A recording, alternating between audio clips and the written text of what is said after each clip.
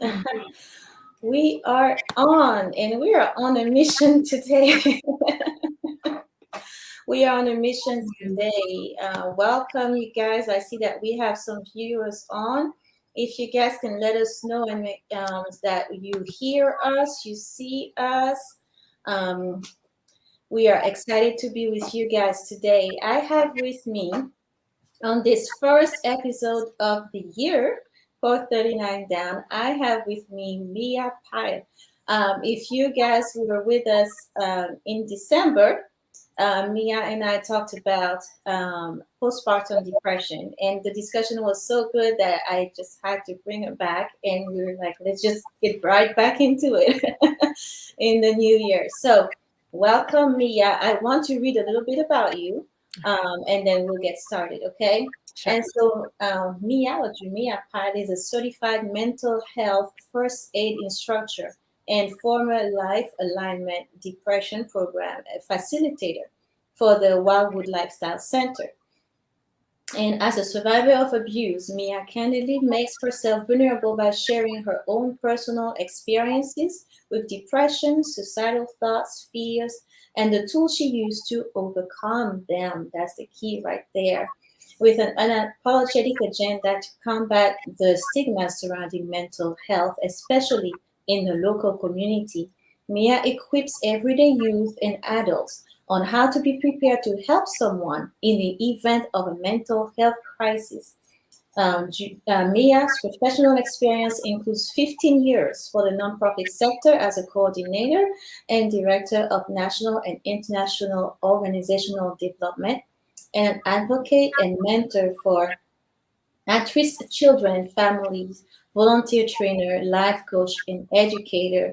Mia recently founded with her husband the grassroots organization called Pain Unwasted, which I'll tell you, when I first heard just the name, I heard there is this girl, Mia, you need to meet, and her program is called Pain Unwasted. I said yes, because this is really, really what we need. So thank you again, Mia, for being with us. Welcome.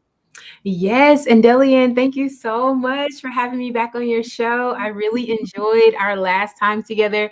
And if you're on here for the first time, I hope you will go back and look at the show 39 Down, especially if you know somebody that is struggling with postpartum depression period. It was a really powerful show. We had a lot of fun together, even though we were talking about a very serious topic like we'll be doing today. And so I'm so happy to be back on, and I'm thankful for this opportunity to just talk about these topics with you today.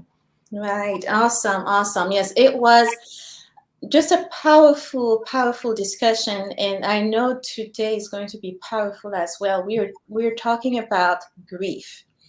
We're talking about grief today. In our, I guess, post conversation, we were talking, and we just kind of came up with grief as being something that we really need to address because, well, we've been in a really, really tough situation, a pandemic, really tough times. People have lost a lot of loved ones, friends, children, losing classmates, co-workers, and it seems like it's everywhere, and it's a heaviness that we have. But on top of that, people, are dealing with grief from before pandemic, and so having lost parents, same thing, lost children, and something that I want to talk about is just loss in general, because when we speak about grief, we think about losing a loved one, right? But are there other ways where people grieve, or other reasons why we go through grief? Absolutely. Absolutely. This is such a timely topic. And once again, I'm so glad, Delian, that you are looking at topics like this, and not running away from it. If you were to try to invite a friend to a webinar or a seminar, say, hey, they're going to be talking about, grief and grieving and crying, Right. usually our response to these types of topics is, oh, no, thank you. I'm not coming to that. I'm good. I'm good. Right. Right. Right. And I really want to put the question out there, like, let's say right now I started crying. Right? Mm-hmm. What would your knee jerk natural response as a viewer be? When we see someone crying, when you think about it, we usually say, oh no, Don't cry. all right, or we try to make them laugh, Mm-hmm. right? Okay, okay, okay, be strong, get it together, Right. you're gonna be all right. What can I do to try to just get them off that moment of crying and grieving? And Mm-hmm. it's what we've been cultured to do, but it's actually not very helpful at all. And Mm. it prolongs, I believe, the process of hurting and grieving. um I remember growing up, my the circle of people that I was around, that's what you say. And I even find myself doing it to my child sometimes, like, Yeah. okay, don't cry, that's enough, or you Mm-hmm. can cry for Mm-hmm. this much time and then that's enough, but Right. Right. we're gonna dispel all of that today. Mm. So I'm excited to dive in there. Yes, yes, that's true. Because a child falls and say, "Oh no, no, don't cry. It's Right. okay." Right. But crying, there is virtue, there is value, there's importance in crying. So I'm excited to when we get to touch on that point. So tell us, what is grief then? Right. Okay, good. Okay, so first, even before I say that, I just want people to know that, have you ever had somebody talk to you and you're like, oh, you don't know what you're talking about. You don't know my story. And Mm-hmm. that's really true. None of us can say what it's like to lose a loved one, or to lose an opportunity, or to lose something, and to say we know how you feel. The Right. same thing happened to us last week, right? Mm-hmm. That Mm-hmm. is that's not true. Even if we experience the same tragedies or trials, the way my mind works and the way another person's mind works is different. That's so true. So, but I did want to say that I have experienced gut wrenching loss. My Mm-hmm. family has experienced death where a member died by suicide. We've experienced family members that have died by murder suicide. Mm-hmm. We've also had family members that have died young, children. We've had, older people die, just like everyone else that's watching this show, right? Mm-hmm. I'm not the only person that has experienced these things. In this journey, I have been blessed to pick up some beautiful tools. And one of them is what we're talking about, the idea of good grieving, right? You hear people say good grief, right? And Right. that's what I want to kind of put it out there. What if there's an actual way to grieve that's helpful? And I don't want to say there's a specific way, but Mm. we can have good grief that even though Right. we're grieving, we can understand that it's good. It's okay. You brought up something really powerful about crying, and we tell kids don't cry. Harvard did a study, and they've done many studies, but I was looking at one of the journals from 2021. It was in March, and they Mm. were talking about this pandemic. Over Right. 500,000 deaths just due to COVID, and that number's definitely gone up, right? And Mm-hmm. it's like, wow, 500,000 deaths. It's a But lot. in the article, they talked about the science of tears. Mm-hmm. And they were talking about, and maybe people have heard this before, but I love it because it says that your tears are actually cathartic, right? Being able to cry lowers your blood pressure, right? It releases endorphins, oxytocin. And so these things are really important for us. Instead of choosing not to cry and to hold it in, Right. it's actually better to release and let go. Right. Yes, and that's so true. I've seen, I don't know if you've seen those, the pictures of, I guess, microscopic, how Mm, many time enhanced pictures of tears, and wow. like, different tears for different reasons Right. have Right. different, they look different. So like if you're crying from onion, Right. it looks different like than when you're crying from sadness. And it Wow. looks different than when you're crying from laughter. And that's exactly why the reason is what you said, is because you're releasing different things. So Yes. if I'm crying from laughter, the hormones, the things that are coming out in my tears will be different than what, if I'm crying of sadness. And just like you said, they're cathartic, they're helping us, they're releasing things out of us. Man, And so that's beautiful. It's beautiful.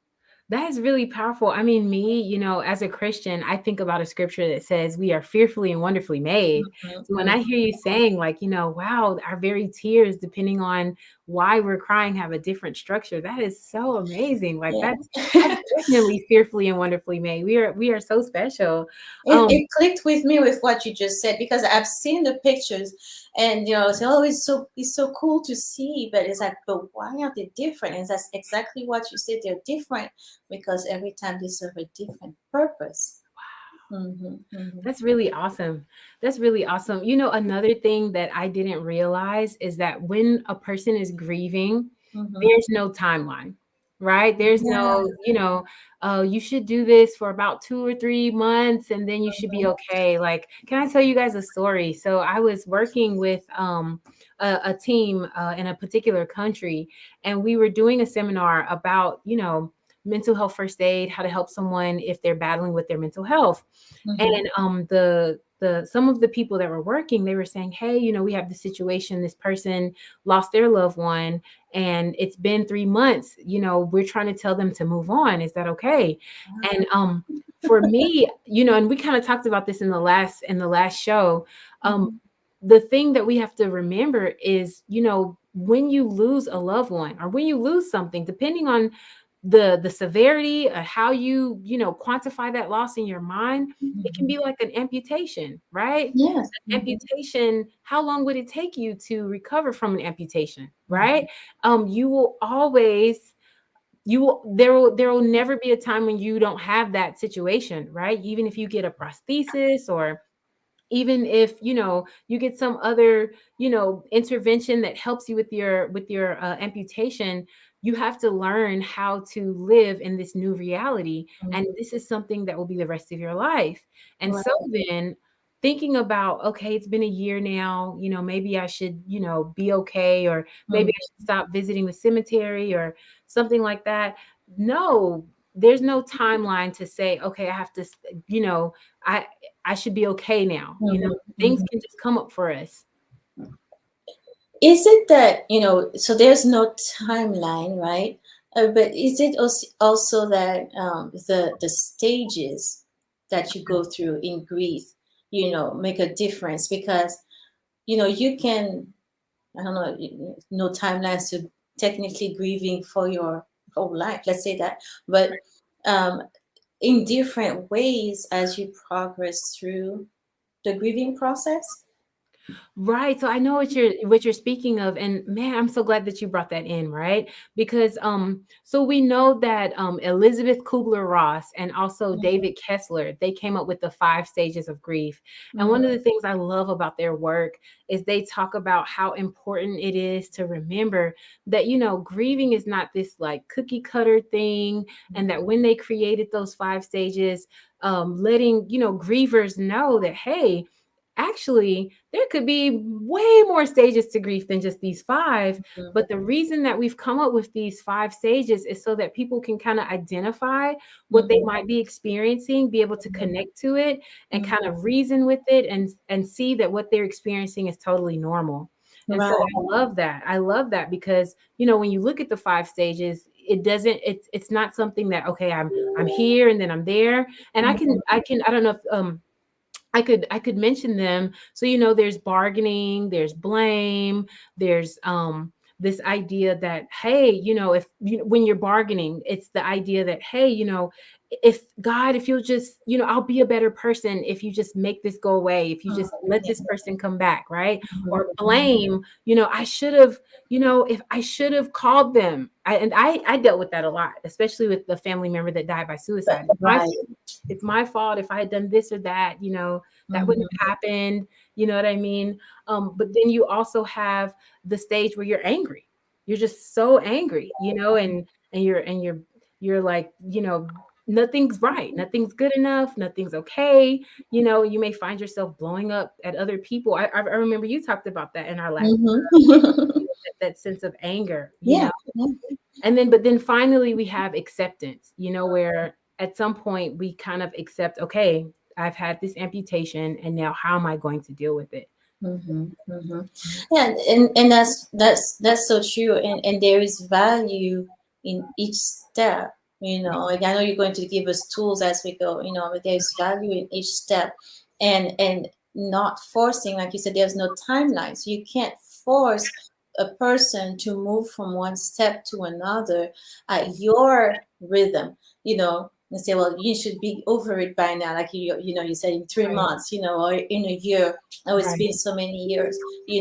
There are stages and there are ways to live your life, in the process. And Giselle here, she said, very insightful. She was talking about tears, when we touched on that topic, that we shed tears in all different instances, but we didn't know necessarily why. And seeing how those pictures that we've seen in the research shows, even in those stages that you talked about, right? Probably when we cry in all those stages, the tears might be a little different, which is, so amazing, you And know. let me tell you, can I just go there and be, like silly for a moment? I mean, it's not silly, it's real. I that's literally why today I didn't put on any foundation, right? Because I've been training myself to be okay with crying. And that's kind of what I wanted to put Mhm, out there. This idea that, when you're grieving, when you mhm, lose something, it causes your authentic self to come forward. You know what I mean? In the sense that, like, I was on here today and I was like, we're talking about grieving. I don't know how I'm gonna feel. I started thinking to right. myself, I started thinking like, oh no, what if I think about my loved one and I Mhm, start crying on the show. I don't want, my foundation running. You know what I mean? Like, I better not. But then there's that voice that's telling me, Mia, mhm, you can't cry on the internet. You can't cry in this interview. You better get it together, mhm, And mhm, here's another one of the stages, denial, right? The mhm, denial one that you've lost the person mhm. perhaps, or you've lost something. Right. It's also a denial of your true feelings. You may hear somebody say, "Oh, I'm fine." They Mhm. just Yeah, lost yeah, something. They just yeah. lost someone or lost their job or lost whatever the opportunity. No, I'm Mhm, fine. I'm going to be all right. This denial of how you're really feeling but it's a part of it, and it's helpful to know that. mhm, mhm. And as you're touching on that, so let's talk about that, because Okay. grief is not only for when you lose someone, Right. right?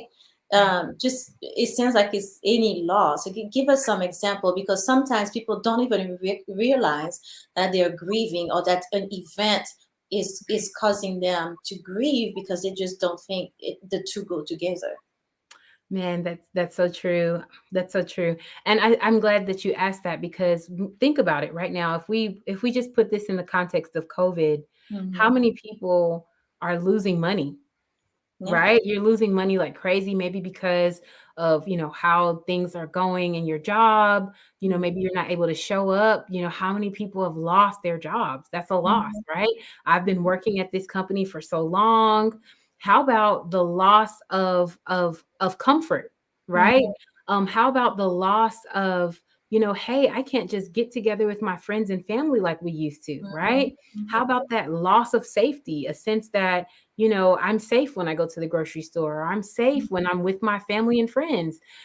Now we're dealing with the idea that, hey, I might visit someone and they get sick just because I'm there or because they're there. There's Yeah. so many different things that we can loss of opportunity. How Hmm. many people are grieving the loss of an opportunity? I really wish I'd pursued this degree, or I really wish I'd pursued this person, or I really wish I hadn't let you know this happen, whatever that this is. So there's so many different things that we can grieve, and you're so right, it doesn't have to be because of an actual death.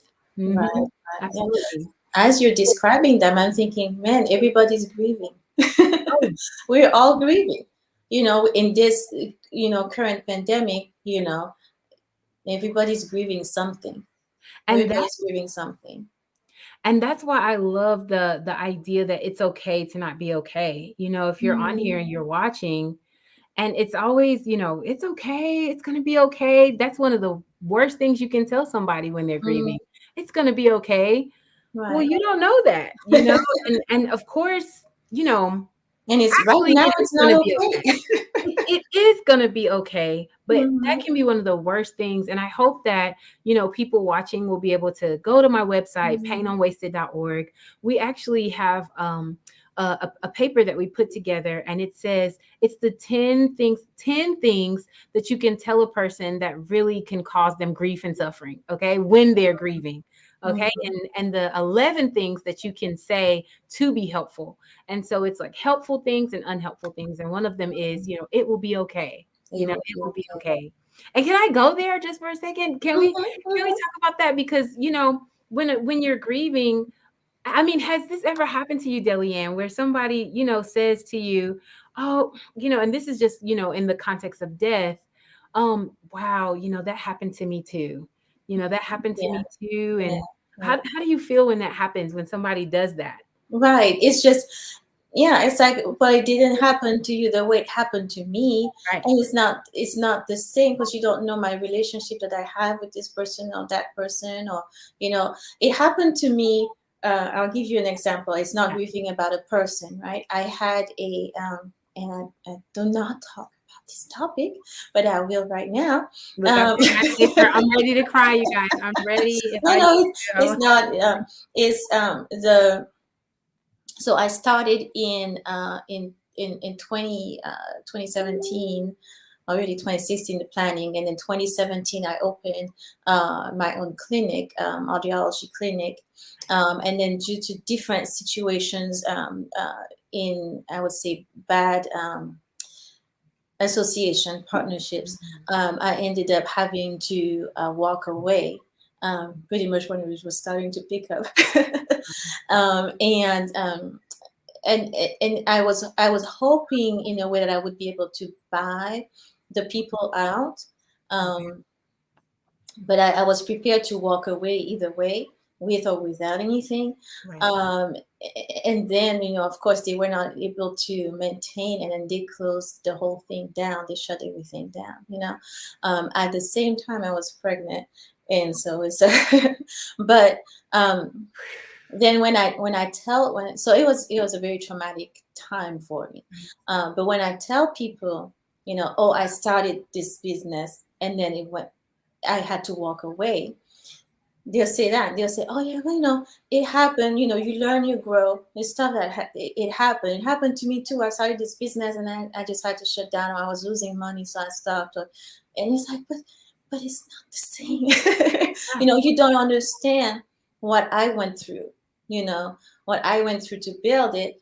And then you're telling me, oh yeah, it happened to me, oh yeah, don't worry, it's gonna be okay, or you learn, you grow, to start over, you Right. know and Right. so it would get me upset, and so I can see that with, losing. I lost an aunt too. Oh yeah, I lost my grandmother 2 years ago. Or, you don't know the bond that people had. You don't know the different situation. You don't know the phone call that they didn't have. You don't, all those different things. And so you cannot, identify your grief with the other person grief.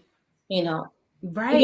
even if you're trying to find, I think people are well-meaning, trying to find commonality, but it can be hurtful. I mean, it can really be a dagger, and one of the things that I've been learning in this journey is the ability to sit with the discomfort, right? And this is not my Mhm, own phrase, I wish I could remember who quoted that, but being able to sit with the discomfort. mhm, And there's a scripture that I love from the Bible that says there's a time for everything, right? yes, It's in right. Ecclesiastes. And that's really hard, because as a Christian, I could easily say that, oh yeah, there's a time for everything. There's a time for Mhm, this, there's a time for that. right. It goes through this list of different things there's a time for. And it definitely says there's a time to weep, Mhm, right? There's a mhm, time to weep. And I mhm, think our culture, well, I can speak for the culture that I've grown up in, here in mhm, America, and we all have different cultures, right? mhm, Even in America, but the culture that I grew up in, it was like crying or showing any other emotion other than joy and mhm, happiness was a sign of weakness. It mhm, was a sign of a lack of faith. It was a yeah, sign that your mind wasn't as strong and resilient, mhm, because now you are voicing pain or mhm, discomfort. And mhm, I really think it has its roots back even to slavery. mhm, The mhm. idea that you're not allowed to, you know, you know, feel any other way Right, than yeah, get over it and keep you working. yes, exactly, and do it Yeah. now, right? Mhm. So there's that component, but then, just think about it, Mhm. like we said when we started, if you started crying now, the Mhm. knee-jerk reaction would be, oh no, stop. Right. Or, So, yeah. or somebody might even say, Delianne, that happened in 2017. You're not over that Mhm. now. Right. Right. It's time to move on, Yeah. right? Um, the thing is, what I love, there is a time for everything. So there's a time to weep, but Mhm. there's also a time to stop weeping. And the thing is, we have to allow ourselves to be human Mhm. to actually have that time of weeping, because Mhm. that's what happens when we don't, when we repress and when we hold it in, then Mhm. we really just prolong it, and it Mhm. starts showing up in other areas of life, Yes. things that Yes. we didn't get the chance to process through, that we didn't get Mhm. a chance to see where we were with that situation Mhm. and just kind of deal with it. And even after that, even though you have acceptance, right? I can come to the place where I accept that, hey, for you, you lost your practice in that moment, right? Mhm. That's Mhm. painful. You can accept it, but that doesn't mean that you're ever like, okay, acceptance doesn't mean that I agree that this should have happened, or I like that this happened. I'm okay with it, right? Right. It's just that I accept that this is what Mhm. happened and Mhm. that I cannot change it. Yeah. And that's a hard part when we talk about grieving. I Mhm. think about and just let me know. I think about my family member. His name was Corey, Mhm. right? And I remember it was a really complicated situation, and we're still sorting through a lot of things. But Mhm. just to be able to say their name, Yeah. and those who are watching on today, this is something that you can do. Know that it's okay if you're not okay, and it's okay to remember. That was another one, Mhm. right? It's okay to remember what it felt like to have that experience. It's okay to remember what it felt like to have Mhm. the experience of losing your practice. It's okay. You don't have to feel like, oh, let me shut it out of my mind and not think about it so I can be happy, Mhm. right? It's okay to remember your loved one and to talk about them, or that opportunity. It's not a don't beat yourself for remembering. What do you think Mhm. about that? Yeah, no, that's true. That's true. And Giselle said acceptance doesn't mean that the pain is over, which is very true. It's just you have to and you have to sit, and you say sit with your feelings, but yeah, you have to take the time, and the pandemic has, for some that took the time. I've had some family members that said, the fact that they had to slow down, in the pandemic, right? It's kind of like a force, go sit down and do nothing, kind of, at least for the 2 weeks where everything was shut down. But it kind of, for some people, it forced us to sit and really kind of evaluate ourselves, and sometimes you discover some dark things and some good things, and you have time to, for some, again, work through things, but sitting, and being aware and bringing things to light, and understanding how they make you feel, is important. You can't just brush through, the whole process. Okay, I cried today, and then, that's it, I'm done. Now I'm going to the next stage, and next stage I can be over with this. There are people, and I ask you, there are people who say, I give myself 24 hours or 2 days to Right. weep, and then that's it. I have to move on. What do you think about that? Because it sounds so effective, like, oh, yeah, people are go getters, they're no nonsense. That's what they do. Something goes wrong, or, whatever situation, you go sleep, you wake up, and you're good. And is that realistic? Is that sustainable? Or does it work for some and not for others? Is it, what do you think? Wow, that's really good. I love how each and every person's brain is made differently. Even as I'm Mhm. speaking, what the words I'm saying means to one person, another person hears it differently. Right, And right. so I believe it is truly possible that maybe there are those who experience heartbreak, Mhm, crush, loss, right? And yet for them, 24 hours and they're good. But that's the way their brain works. mhm, And mhm, for some of us, it may take us years, to get to that place where we accept this loss. Right. whatever it is, death Right. or opportunity or Mhm. whatever it is. It may take us years. I think the biggest thing that we have to remember is not to shame ourselves. Don't shame yourself. Yeah, Don't shame that's on true. yourself.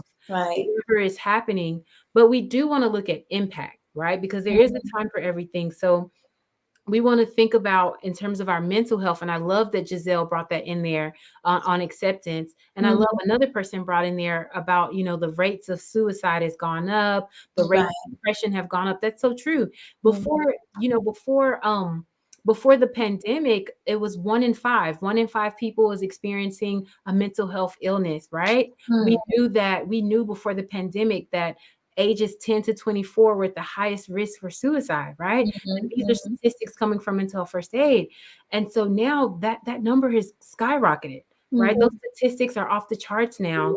And so that's something for us to be aware of. And I believe one of the reasons is because we're not allowed to grieve, you know? Right. We're Right. just supposed to get back to work, Mhm. get back to school, get Right. back to wherever we are. We don't even know how to grieve, right? We know how to numb. We know how to, Yes. you know, uh, be in denial and stay there. And it becomes perhaps unhealthy for us because, Mhm. grieving is not a mental illness, but it can totally become one, Become. right? It can become a mental illness Right. when it's showing up in our lives and it's causing us not to show up, where it's moving from this thing where I'm sad and I'm hurting to, hey, I'm not getting out of bed anymore, or Mm. hardly ever, I'm not eating, or I'm Right. eating too much, I'm medicating myself with substances, I'm being aggressive with the people around me. It can become a mental Mhm. illness. So we really want to, learn how to grieve, what that means for us individually, but then also give people the space to do what they need to do. Mhm. That is so true. That is so true. It's not a mental illness in itself, but No. it can become. It Yeah. can become. Yeah, when you let, because then you kind of progress into I guess, depression. In a way, right? Right. That makes sense. Yeah. So what can we? Let's give people some tools. How, what does healthy, holistic, if I can say constructive, I'm not sure, what is good grieving, as you put it? How does that look like, you know? Okay. I love it. I love it. So first of all, good grieving really is so simple. Hmm. Good grieving is just to do it. Wow, Okay. right? That seems so simple. Okay, Mia, really? Yes, good grief is actually just to do it, to allow Okay. yourself to do it as it comes up for you. I remember being at one of my family members' funeral services, and my brother and I, we were laughing and we were making Hmm. jokes. Now we missed our family members so much, like we love them. Hmm. It's my grandfather, and we were laughing and we were joking, but that was our response to the pain that we were in. Right. We were just trying to deflect, and that was okay for us, right? But we Hmm. had to understand that what we were doing might not have been okay for other people, right? Because they Hmm. were like, "Why are you laughing? Yeah. What's going on? That's disrespectful." Yeah. But for us, that was a little moment that my brother and I had where we could just kind of do that, for a second. But now, um, so we're talking about tools. So Hmm. one, we're saying, what's good grief? It's number one to do it, to actually allow yourself to grieve if you're in that space. Another thing that is really good, I love looking at biblical examples, if I might say. And so there's a story, right, of a family. It was two sisters and a brother, and the brother dies. He gets sick. The sisters send word to Jesus. They're like, Jesus, the one you love is sick. Can you please come and help him? And Jesus says, oh, this isn't unto death. It's a really deep story. I can't go too far into it, but man, it's juicy. Anyway, he dies. Right? Right. The man actually dies, and the sister's like, wait a minute, Jesus said this wasn't unto death, but now we're burying our brother. So then finally, Jesus actually comes on the scene, right? He Mhm. finally gets Mhm. there, like I think 4 days later. Right. And the sisters are like, they are running out to him, and they're like, Mhm. Jesus, if you had been here, my brother would not have died. I Right. Yeah. love that. I love that because when I think about how I've been taught to grieve as a Christian, Mhm.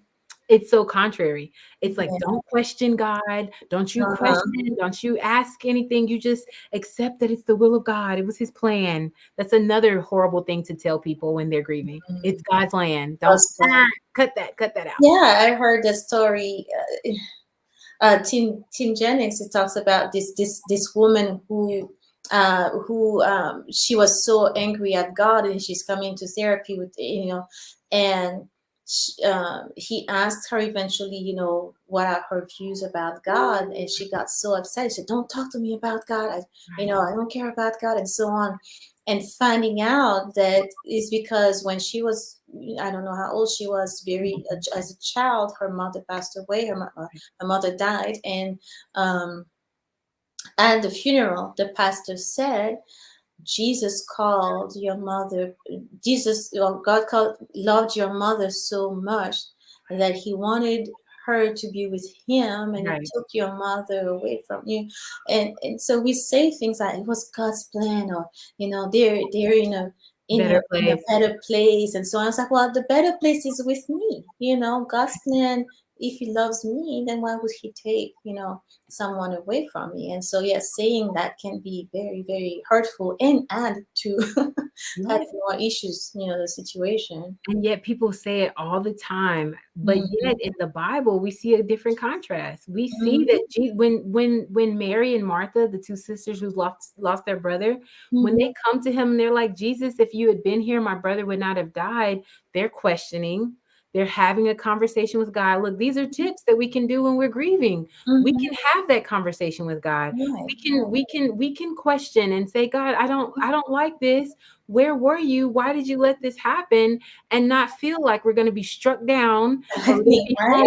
harmed, because that's how we feel. Because we don't see Jesus smack her Mm-hmm. across the room and say, how dare you, speak to me in this fashion? I'm God. What's wrong with you? Where's your faith? He didn't do all that. Now he does lovingly show them the way, but he does Right. not like castigate them for Yeah. their feelings. And so for those of us who are grieving now, we can question. That Mm-hmm. sounds crazy. Maybe somebody will stone me for saying this, but I'm just getting it from the Bible. Here goes another one, because right, Mm-hmm. we're talking about tools and tips to good grief. How can we grieve good? How can we have good grief? I love Job. Here's another one. Job, there's a scripture, I think it's in Job chapter 19 in the Bible, where he actually says, Delian, get this. He says, let's hire some people that know how to curse to come and curse the day of my birth. Can you believe this? Go back in the Bible, for those who like to read the Bible. Go back and look at it, okay? Job chapter Mm-hmm. 19. And it's a powerful chapter. It's actually one that I know, in different funeral services that I've been in, people usually read a portion of it. But when you read the whole chapter, it gives way more context to this whole thing of grieving. I've been used to hearing about Job as, he just lost everything. He lost opportunities. He lost influence. He lost his family. He Mm-hmm. had his wife, she didn't die, but she was like, curse God and die, right? He loses everything and he doesn't. I felt like Job just didn't flinch. He didn't blink an eye. He just trusted God implicitly, and that was it. But when you go back and read the book, you see He was not happy. the man is struggling. He is struggling. And guess Mm-hmm. what he's doing? Talking about tips, right? Talking about good grief. He is talking. And he's not just talking to himself. That's why we have the book of Job, because some people believe, I've just got to keep this in. I got to keep it to Right. myself. I can't tell anybody Mm-hmm. what I'm feeling, what I'm going through. And it Mm-hmm. is true that we should be wise as to who we speak to about, our Right. innermost Right. feelings and thoughts, right? And definitely God is number one. But Job's talking to his friends, he's Mm-hmm. talking to his friends, and he's telling them how he feels. But where are some people that know how to curse? Okay, Right. I need y'all to come curse the day that I was born. And Mm-hmm. so he's feeling that what? Anger, Mm-hmm. right? He's feeling Mm-hmm. that anger about he's not denying that he's upset. He's Mm-hmm. he's emoting, Right. right? He is, and even as he's talking to God, he's giving God a piece of his mind. We read it as, oh, Job was so praying, but he was not happy, and he was not having it, and he let God know. Then God, of course, replied, and they had a conversation, but it wasn't this peaceful, holy, highly spiritual conversation that sometimes we make it seem to be. He was going through it, and he let everybody, He he let let people them know. know. I mean, it's not like he Mhm. didn't know that God was listening to him when he's speaking, you know? Right. Yeah. And this is beautiful. I love that because those stories were preserved in such a special book, Hmm. it's letting us know the type of God that we serve, you know. Hmm. It's letting us know that it's okay to not be okay. It really Yeah. is, you know. Right. And yes, God does come along and lovingly guide Job's thoughts to a Hmm. place that is more helpful for him Right. and Right. healing, right? And Job is restored. There's so much about the story. But what I love is the lesson that we can share our anger. We can Hmm. talk to people. Those are in there. We can talk to people about how we're feeling. And this is the thing. How many of us right now we're dealing with disappointment? Hmm. We're so disappointed that this has happened, you know, with your practice, like you talked about. That's heavy disappointment. I'm disappointed, God, you know, this feeling that, you know, Job, he had been praying for his family. Hmm. He had been praying that all would be well with them. Right. And in the same chapter, if I'm not mistaken, he says, you know, the very thing that I didn't want to happen has happened to my family. Hmm. And there are so many people you can resonate with that. You're watching this Hmm. today and that resonates with you, this sense of disappointment over the loss. You know, like, how could this happen? How is it that, God, if you had been here, this would not have happened, you know, or this sense that, you know, I've been praying about this. You know, I was praying for this person that they would get better. I was praying for this opportunity that Yeah. things would work out. You know, God, wasn't I following you? You know, did I do something wrong? You know, why did this happen? You know, we can go there with God. We can go there and be safe. You know, and God can give us the answer that will help us to have the peace that we need at the time that we need it. Right, right. No, it's so true because sometimes, you feel like some people don't deserve, I don't deserve, or others didn't deserve to die, or things like that. And there's so many questions that do go unanswered.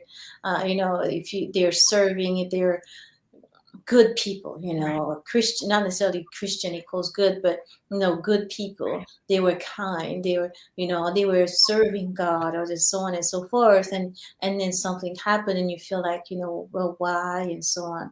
But I liked when you go back to the story, Mary and Martha, how, and even Job, how God shares the pain, with us. He is fully invested in the pain that we're feeling. Right. Mhm. Right. And I wanted to highlight, you know, just kind of, you were bringing in that aspect of, you know, it's not just death that we grieve. Mhm. You know, another precious one can still be, this person is alive, right? But I'm grieving the loss of a relationship, or Yes. a relationship that I Mhm. wish could have been, but it's not there. You Right. know, when we think about family strife, or, Mhm. you know, just situations, you know, I'm grieving that, right? Mhm. And one of the things that I love that David Kessler talks about, and he actually has a group of people that can come together and learn how to grieve well. And, you know, he talks about the beauty around support, having support in times like Mhm. this, especially during the holidays, right? Mhm. But in any case, one of the things that I love that he says is, remember with more love than pain. Isn't that That's powerful? I wish I could steal it and say I said it. You know, let me give credit where it's due. It's David Kessler, right? And he Mhm. says, remember with more love than pain. You know, Mhm. and that's something we have to learn how to do. You Mhm. know, especially, okay, so there's the loss of relationship, and then just weaving back in the piece where a person has died. What if my family member, my loved one, has died tragically, like to Mhm. COVID, right? You know, where I didn't even get to say goodbye. They went here and I Mhm. never saw them again, or Mhm. or they were murdered, you know, Right. which in the case of our family, you know, Mhm. or the person murdered someone and died also, you Mhm. know, like Right. some of us, we have those really complicated stories in that way. And it's like, I don't want to remember, you know, this is so Right. painful. You know, I don't want to Mhm. remember, or you may feel guilty to have good memories about a Mhm. person Right. when they've died in a tragic way, right? Mhm. Or Mhm. even caused someone else's death. Death. Right. Yeah. So that's very so many layers there. Yeah. But yeah, I mean, if something that we do tell people, and is, remember the good times, Right. right? But I feel sometimes that that's even, it goes back to, oh yeah, I lost my grandmother too, type of thing, where you say, just remember, don't Right. cry, it's Right. okay, just remember the good, Right. about good memories. And it feels sometimes that it's just not even, um it's counterproductive too, Right. because it can be hurtful if you just, I'm crying and I'm missing the person and it hurts, and you're telling me, remember the good times. Right. Right. And Is I there a love time for, in the progression? Yes, I think it does come, but maybe at what point do you start remembering the good times? Maybe after you have cried, or I don't that's know. really good. I don't have an answer. Well, that's really good, and I wanna just, kinda shape it out a little bit more, what, I believe that Kessler is telling us when he Mhm. says, "Remember with more love than pain." He Mhm. gives a few more, things about it, and he Mhm. talks about, when we are grieving our loved one, mark it, it's good to mark whatever it is, or even the loss. You like, cause right, because we can expand it not just to losing a loved one, but whatever the loss. It's okay to remember every April 15th, 2017. That's a special Mhm. date for me, for a Mhm. person that I've lost. Mhm. Like I have that date marked, right? Mhm. And Mhm. every April that it comes up, I think about it. And I Mhm. used to beat myself up about it, like, oh Mia, you need to get over it, like, come on, move on. Mhm. And I noticed that even without thinking about the person, sometimes I would get sad, or I would, it would just be a bad day. And then I look at the Mhm. calendar, I'm like, oh wow, it's April. It's Right. April, it's That's a why you bad, feel. you see what I'm saying? And so it's Mhm. okay. Remember, it's okay. It's okay to not be okay. It's okay to mark it. You can mark you can, and you can hold them in remembrance. Like thinking about the being able, he says, being able to think about that person. I'm just going to stick with person just for the illustration. Mhm. Think Mhm. about that person and think about something good about them. Like my Corey, he could make cornbread. He made cornbread so good. I loved his cornbread, right? And so when I can think about spending time with him, and he made cornbread, and I can think about, how funny he Mhm. was. I don't have to just think about how he died.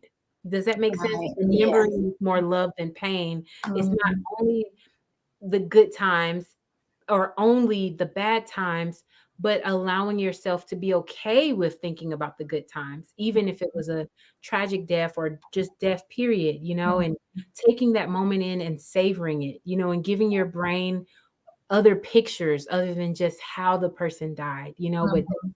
this sense of, man, they were funny, they like to joke, and Mhm. and being okay to talk about it. There's another tip, to be able to have someone that you can talk to about Mhm. this situation or about this person, and just, not be afraid to bring it up, like they didn't exist, because Right. Yeah. Because yeah, if you don't talk about it, it's not a real thing, and But so I do have a question. Mhm. Is, for some people, they forget. You forget about the person in a way, or you forget to celebrate, or you forget the date, Right, or it's like you're living your life, and you forget, and then you feel guilty, you know, that you're happy, or you feel guilty, right, that this person is no longer in your thoughts, right?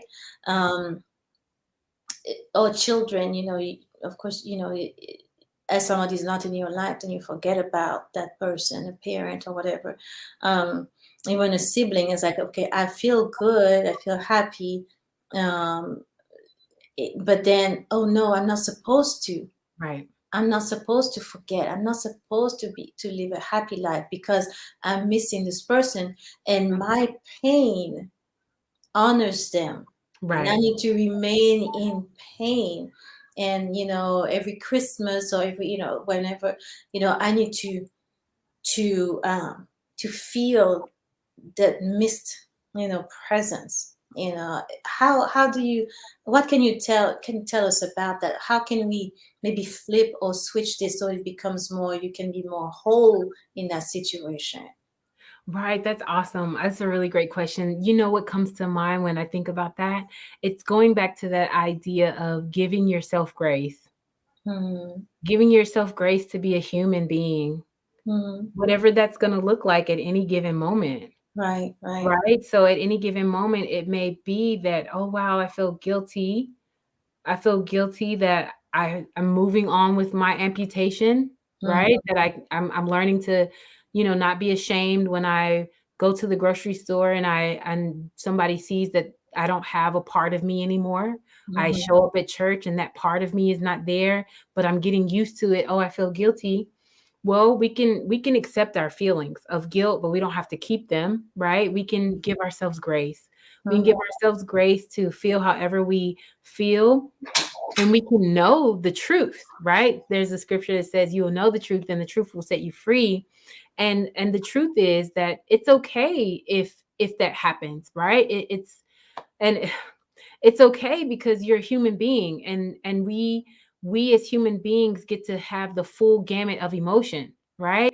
And whatever is happening to us, our feelings are just indicators of our thoughts, right? It's just allowing us to, our feelings are that window into what's going on in our thinking, and it doesn't mean that I'm a bad person because this is happening, that I'm feeling okay about moving on, or that I'm feeling that I better not move on, right? Hmm. Now, of course, going back to looking at impact, right? Like, and being okay to say, you know what, I'm not stuck. I think I'm actually stuck in grief. I feel like I can't move on, and if I move on, that's a bad thing, and I don't know how to navigate through those feelings. Being okay to actually see someone, for help in that situation, and that would be another tip. That if you find yourself not being able to accept on some level your amputation, if it's affecting you in a way that you're not able to show up in your life, getting professional help on this matter. And that's whether it's the loss of a loved one or the loss of some other thing that you are having a hard time, navigating through. That give yourself grace and seek help. Seek help. And it doesn't always have to be that, oh, I'm going to go see a psychiatrist. Some people have really good friends. Some Hmm. people have a great pastor or a coach, or someone of that nature that can assist them, and can give really good feedback and help them. Does that answer your question? Yeah, it does. It does because I think that some people sometimes the fear of moving on, and I don't like to say moving on, but the fear of feeling better, Right, you know, right. is something where you almost dishonor the person's memory when they're not with you and you're not feeling the pain. But I think it feels like sometimes there is a moment where you choose, you know, you choose how you're going to continue, living your life, um, and it goes with, I guess, the time frame and the different stages to where I'm trying to be tactful in how I say things, because I can't, you can't tell somebody, okay, now is the time for you to forget, or it's okay to forget, or it's okay that you forgot. If you're feeling bad about it, giving yourself some grace, but also as you give yourself some grace, you might realize that, oh, Right. I did not have this whole maybe like ceremony about going to the graveyard. I didn't, and I was okay, and it was okay, Yes. and seeing that maybe I don't have to do the same step in my evolution, in my grieving stages. All the stages don't look the same, Yes. you know and so maybe something that you are doing in one stage is not coming with you on the other stage, and that's okay. Yes, and you hit it right there, because another stage in the five stages is that depression, right? And understanding.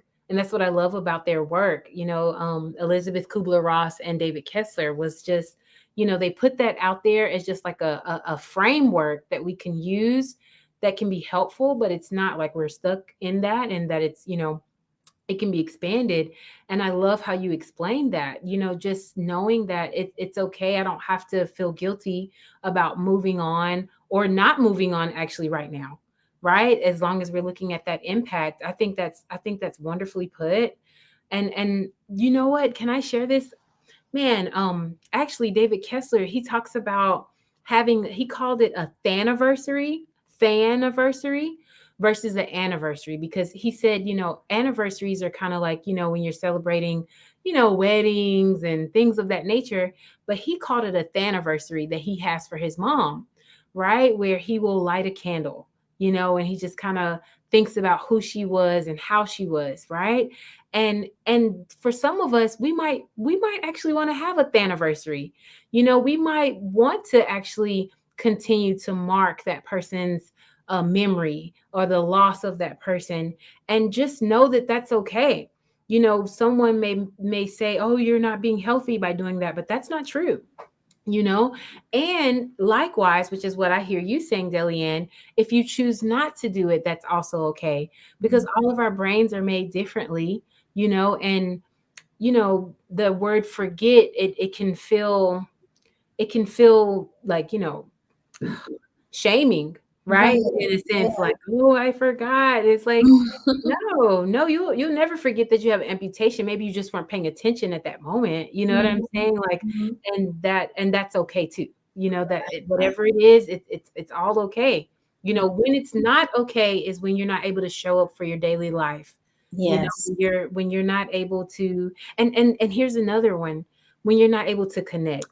Mhm. That is an indication that your grief may be becoming unhealthy, that your grief may be becoming a mental illness. Because we thrive on connection, we need connection, and allowing ourselves to be okay to still connect to people, to look forward to, a conversation with a friend, or what, I'm gonna little things that we can do in our grief to Mhm. kind of help us. I can look forward to going to the market. I can be okay with, um going to the bakery and still having that donut that my friend and I used to have, that my friend's not there anymore. We Mhm. can do things like that, or not, Oh, and that's okay. and Mm. that's why I like it. It looks different Yeah. from each person, and I think that's one of the strong messages that we have today, is that grief looks, although there are, like you said, steps written, and you can recognize the different phases. You have to know also that it looks different from one person to another. Yep. We have this question, and I think it will help us transition. We're already at the top of the hour, but we do want to leave some tips for loved ones, for people to be able to, be equipped and equip their friends or loved ones who are grieving. So, how do you suggest someone seeks professional help without sounding condescending, especially with a person of color? But go ahead, That's an excellent question. Thank you for asking that. I was trying to get the name there, but thank you Angela. so much for Angela. Mhm. Angela, thank you for asking that question. That's amazing. So in mental health first aid, we learned that, well, one, obviously you've been assessing, right? You're seeing Mhm. changes for that person, and you're looking and you're seeing they're not acting the way that they usually do, or maybe they've experienced a trauma or a loss, and you're concerned that it's impacting them, or you're seeing the impact, right? And Mhm. so now one of the things we want to do is we want to, one, find a good time to talk with that person privately, right? Mhm. It's so, find out when will it be a good time to just meet with them in a private place at a time when both of you, it's good for both of you, right? So you yourself want to know that you're able to show up for that, but then also to talk with that person. The next thing we want to do is, we want to, when we do have that appointment with the person, we let them know, what are you seeing? you know Mhm. I'm just going to use the name Mia, myself. Mia, I've noticed that, you haven't been coming to the girlfriend meetings that we have, like, and I know you love going to those meetings. And I've also noticed, Mia, you look different.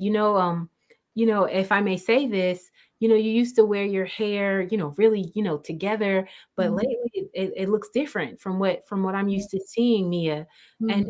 and lastly, Mia, whenever we do get together, I notice you just burst into tears rather frequently and uncontrollably, and you kind of snap sometimes. And so what I'm doing is I'm letting the person know the things that I feel that I've been noticing, or the Mhm. things that I've been noticing that are different about them. And Mhm. then you let them answer you. Like, and I just want to know, how are you doing? Right? How are you Mhm. doing, Mia? How are things going for you? I know that this situation happened. How are things happening for you? And so then we listen without judgment, right? We Mhm. listen and we let the person tell us, sometimes people are in denial, right? No, I'm fine. Mhm. Right.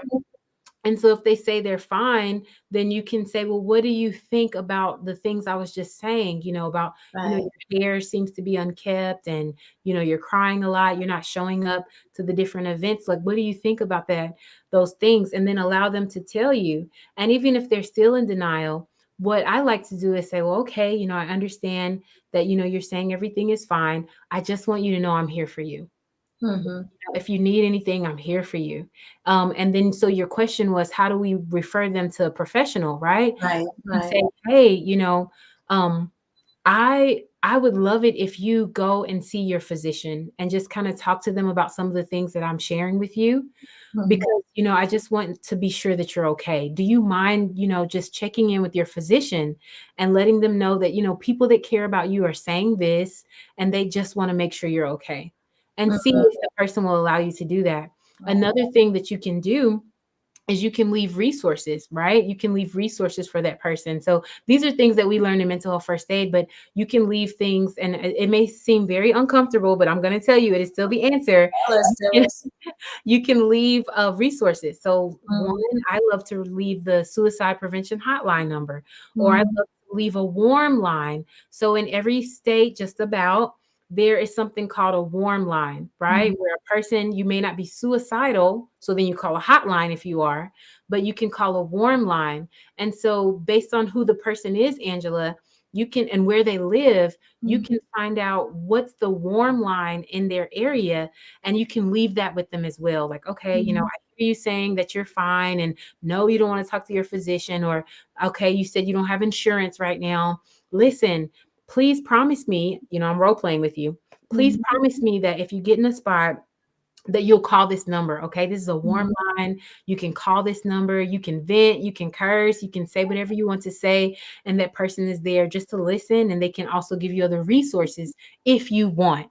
Mhm. Please promise me that you can use this, right? Mhm. Okay, so those are two things you can do. Have we answered your question, Angela? I have more answers for you, but I know No, time those are good. I know, time but is almost up. But yeah, but I want to make sure people are, equipped. How about going, like I say, let's go to, if you know of a grieving group, maybe they, nowadays it's hard, but maybe they meet at a cafe, or, you don't necessarily want to go to the anonymous looking, circle group that might be, putting them off, or maybe there's one that eats together or does activities together or something like that. Yeah. Yes, I love it. I think that's really great. Support groups are awesome. Okay. Mhm. Actually, you can start your own support group, which we help people do that too. But in any Nice. case, yes, a support group is awesome, because at a Mhm. support group, everyone has a shared experience in a Mhm. particular area, right? And Right. so and usually there's a facilitator that has lived experience, and they have information, and they're prepared to help kind of navigate the group along. So that's another resource, that Angela or anyone else, the person may not be interested in getting professional help, or they may not actually be able to afford professional help in that regard, but you can Mhm. definitely look into support groups. There's the warm line. You can also look on there's a search engine called NAMI, and that Mhm. is the letter N, the letter A, the letter M, the letter I, NAMI.org. And there are tons of resources on there. Okay. Mhm. And let me say this, I love directing people to their primary care physician first, because, Mhm. they may not feel comfortable to say, hey, I want you to see my psychiatrist, Right. or hey, can you see my mental health coach? But they Mhm. may feel comfortable with you saying, hey, why don't you check in with your primary care physician? Why don't you check in with your doctor Mm, and let them know, what I'm saying, I'm seeing. Do you mind? mm, And just see what they may have to say, about mm. what I'm saying. A primary care physician can then refer them out to the next step in their care. Yeah, I thought about something you could say, are you sleeping okay? Mhm. Because that then you can definitely refer to the medical profession, for to your primary care. I noticed that like you said, you look a certain way, you're crying a lot, or are you okay? And they say, yes, I'm fine. And say, well, are you sleeping okay? And no, I'm not sleeping. Well, you probably need, talk to your primary care about it. And maybe they can do the sleep study, they can do different things. But all of that leads to getting, because that's your goal. You want them to get a referral, right, to a mental health professional without you having to say, go see a mental health professional. Mm. Yes, I yes. just thought about that, something you could say maybe. And I love therapy, okay? I tell people, my friends in my little friend circle, I'm gonna start wearing a shirt that says therapy, yes, okay? Yes, Yeah. therapy is wonderful because the Mhm. thing is, a lot of times we wanna DIY, we Mhm. wanna do it ourselves, do it yourself on your mental health. And honestly, we need that help to have another person look at our thoughts, our patterns of thinking, and be able to um ask us questions and help us to see a perspective that we may not have seen. Our brains can and do lie to us, right? Mhm. They Yes. can and they do. And we may not even realize that we're believing cognitive distortions, that we're believing lies. And Mhm. so lies believe break the circle of love and trust is a whole nother, show. But yeah, yeah, and so therapy is amazing, and I know culturally that that's something as African Americans that has been shunned perhaps, Mhm. in different ways, especially people of faith, Mhm. that if I'm going to a psychiatrist, it means I don't love God and Right, something's wrong with right. me. But please know that mental illness is an illness just like any other illness, just like having Mhm. diabetes, just like having cancer. Mental illness is an illness, just like any other Yes. illness. It's not a sign of a weak person, just are you weak because you got COVID? You know what I'm saying? COVID Right. is contagious. And Mhm. and our mental health, there's so many things going on that can Mhm. affect our mental health. A lot of people don't realize they're actually having mental health challenges, but they're calling it anger or they're calling it Yes. stress, and Mhm. these are all a part of it. And so anyway, that's a whole nother show. But No, but it's also true. Go ahead. so I want to direct people to the website. Listen, you have got to go to the website, painunwasted.org. Okay. Mhm. At painunwasted.org, you need to please go and get our sheet. It's helpful and unhelpful, right? What are the 10 Mhm. things that you may be saying that are unhelpful to a person that could cause them more grief and stress? And what are the 11 things that you can say that will help people? And I'm just gonna pull it off right here. I have it right here beside me. I just want Okay. to do some quick shout outs to some Mhm. things that people say that are not helpful, Mhm. right? And you may be doing this, and I have been guilty until I learned better. Okay. Can you see my hand? Yes. Okay, listen. Here's one that's not helpful. All right. You said it earlier, Delianne. He or she's in a better place. Not Mhm. helpful. He or she's out of pain, right? People say that. Mhm. It's not helpful. Time heals all wounds, right? You lost your practice. Oh, time heals all wounds. Not Mhm. helpful. Here goes one that's really not helpful. Grief must be teaching you something that you needed to learn. Yes. Or Mhm. the idea that, well, that person died, it's teaching me something. I have painful stories about that, Mhm. right? So those are just a few. Those are Mhm. just a few. Okay, there's more. There's 10. So you And got of to go to the yeah, website and yeah. get it, right? But now I want to give you some helpful ones, right? Mhm. We're dealing with a person and they're experiencing grief or trauma. We can say, this is helpful. I'm here for you. Mhm. That's very simple, right? I'm here for Mhm. you. Is there something I can do for you? Mhm. Right? It was a really good one. I'd love for you to tell me more about blank sometime, Right. right? Mhm. Um, do you have a picture of that person? And Oh, the that's a idea good with one. right and the idea is that, man, I'd love for you to tell me about Corey, Mia. Tell me Mhm. about Corey. Do you have a picture of him? Like, tell me more about that. Instead of being afraid that, oh, if we go there, they're going to break down sobbing. Well, Yeah. remember, we talked about the science of our tears. It's helpful, lowers our blood pressure, releases oxytocin and endorphins. And so if somebody breaks down crying, instead of being like, oh no, we can actually be like, yes, and then Right. Celebrate the tears. yeah, this is good. This is good. They need to do this. They need to Hmm. do this. Hmm. But anyway, I don't. There's more. So you got to go to the Go website to and the website, please, please. Pain and Wasted. And as we're talking about your website, tell us about the services, the mental health, first aid, and everything, so that people know what you do and how to reach you and why they need to reach you. yes, please reach me. You can reach me through the website, painunwasted.org. And our organization exists to help other organizations so that they can retain relationships. They can also boost their retention in terms of employees and revenue, right? By focusing on their employees' mental health. And so we have a series of programs that we do to help other organizations do that. Okay. So that's to be able to retain your employees, to improve relationships, and to increase your revenue by focusing on your employees' mental health. Mhm. And we have a series of programs that can help you do that. And one of them is the mental health first aid program. Okay. And so, yes, to reach out to us, we would love to hear from you. We'd love to assist you in making that possible for your organization. Awesome, awesome. Well, Mia Pie, thank you. Thank you again. Pain Unwasted is the website where you can find your information, where you can find ways to help loved one or yourself, grieve 10 things that you maybe are not helpful to say, but 11 that are helpful. So we got one up on the helpful That's part, so right. I like that. So things that are helpful that you can say or internalize, for yourself. Grief is a process. There is no time restriction. It is a necessary process. Tears are necessary. And so, can you give us that quote again about the beauty, remembering the beauty? Oh, yes, I yes. That really is like that as we Yes. close. David Kessler, remember with more love than pain. Remember with more love than pain. Doesn't mean that there is no pain. It doesn't mean that you're forgetting.